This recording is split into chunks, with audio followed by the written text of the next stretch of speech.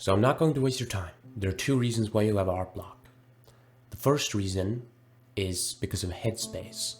What I mean by Headspace is that we have finite room in our minds for tasks and thoughts. We have finite energy and focus to assign to them. Looking back at my art journey, in my first year of art, there were periods when I was drawing 10 hours a day, every day. I haven't been able to do that lately, but looking back, it's because back then I was entirely focused on art. It was all I was thinking about, and it was the only task that I knew I had to do. Since there was nothing else taking up energy and focus, I was able to focus entirely on art. But that is no longer the case. I have more tasks I have to complete. I think more on God. Sometimes I just sit down and I just think. I have less energy left for art. Now, whether this is a good or bad thing depends entirely on the situation. For me, it's a good thing. The things that are taking up my energy now, it's just, self-improvement. It's good things. The tasks I have to do is, making YouTube videos, working out, forcing myself to eat enough. It's all things that are good for me, so it's a good sacrifice. But the things that are taking up your energy, they may not be things that are good for you. The average Gen Z brain probably looks something like this. And as you can see, there's just no room for art, and not exactly for good reasons. So you have to ask yourself, are the things that are taking my energy actually good for me? One thing that's definitely taking your energy, and not for the better, is social media. If you want to improve your art and improve your life, you should quit social media, all of them, even YouTube. YouTubers love to leave out YouTube when they talk about social media being bad, but no, even YouTube. And if you also start journaling to organize your brain, figure out what's really going on in there, if you add daily meditation to that, you will literally have better mental health, energy, and focus than 99.9% of people.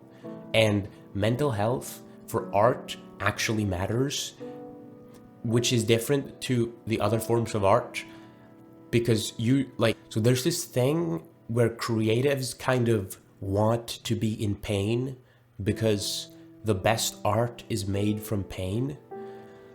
But that's not really what we're doing.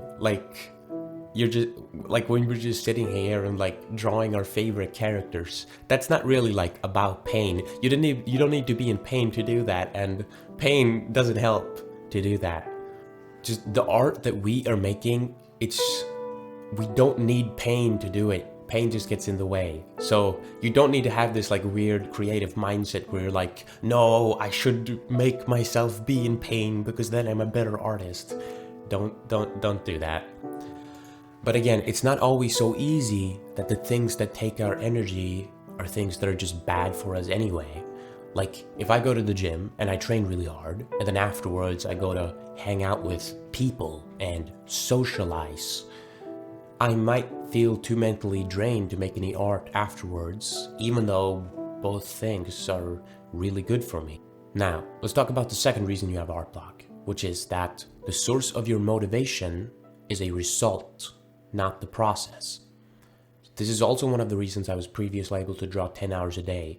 I wasn't doing it for views on social media. I wasn't doing it for attention. I wasn't doing it to become successful. I wasn't doing it for money. I was literally just creating a story I wanted to tell. I'll show some pictures of that time, the things I was drawing at the time. I would love to say that it's still true, that I'm just doing art for the sake of it, but it's not. We live in a society, and I need money. So nowadays, when things don't go well, if I'm painting something and it doesn't turn out well, or if my content, if I look and see that the things I post aren't doing well, it can be very demotivating because it means that I'm not making progress towards my goals. Whereas before, the goal was the journey. So no matter what, I was always making progress. And that's one of the reasons why back then, even though my art was really ugly, looking at it now, I was really happy with my art at the time. I knew it wasn't good, but I was happy with it. And I was consistently happy with it. Whereas nowadays, I'm like conditionally happy with my art. If I make one piece that's really cool, or if I notice that lately I've made a lot of progress, then I'll be happy, but otherwise, eh.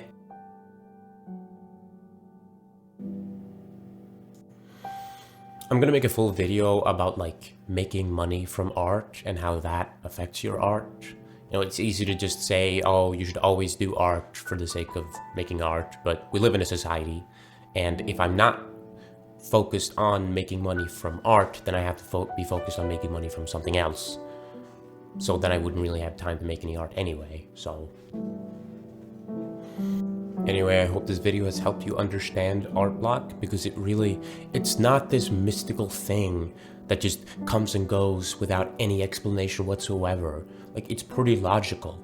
Even if you can't see it from your current perspective, it's usually very logical reasons for why you're not motivated to make any art.